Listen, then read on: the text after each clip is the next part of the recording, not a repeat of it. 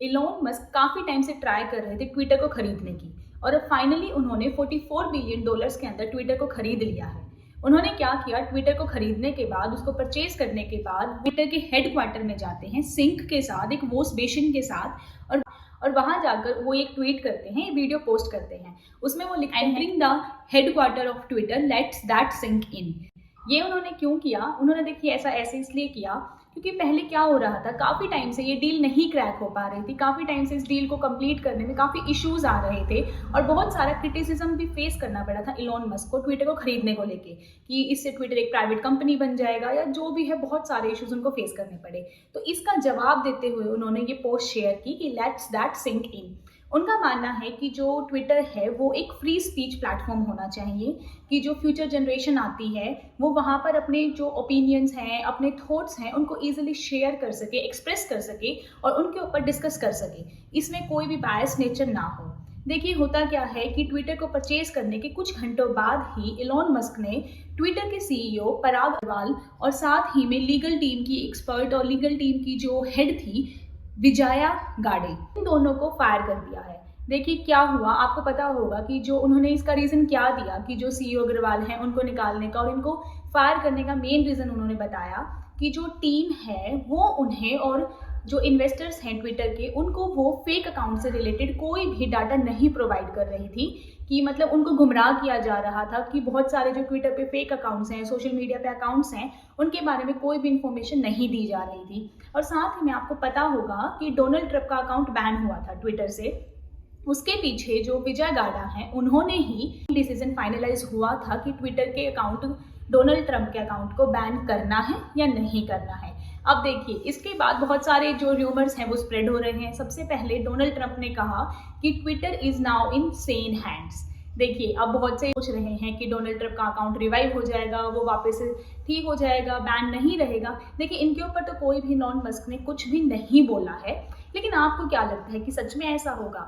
देखिए इसके साथ साथ राहुल गांधी ने भी रिक्वेस्ट किया, उन्होंने अपील किया कि अच्छा है कि इलॉन मस्क अब इसके हेड होंगे तो साथ ही में अब अपोजिशन पार्टीज जो हैं वो खुल के एक्सप्रेस कर पाएंगी, उनको दबाया नहीं जाएगा। उन्होंने ऐसा क्यों बोला कि अपोजिशन पार्टीज को नहीं दबाया जाएगा? देखिए ट्विटर के लिए एक बहुत बड़ा र्यूमर है या सच है वो कोई भी नहीं बता सकता, बट फिर भी ट्विटर के लिए एक बात बहुत ज़्यादा पॉपुलर है कि ट्विटर लेफ्ट विंग बायस्ड है।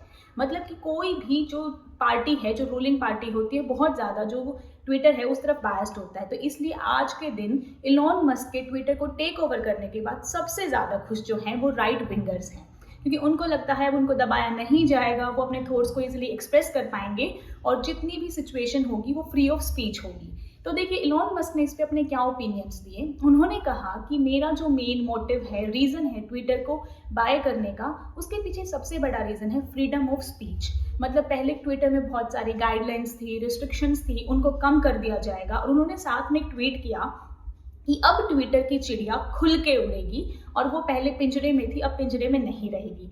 देखिए उन्होंने ऐसा क्यों कहा, क्योंकि जैसे मैंने आपको बताया कि बहुत सारे रिस्ट्रिक्शंस थी, बहुत सारे अकाउंट्स को बैन कर दिया जाता था, कमेंट्स को डिलीट कर दिया जाता था, स्पेशली जो मतलब सिचुएशन ऐसी लगती थी कि हाँ ये ठीक है या नहीं है।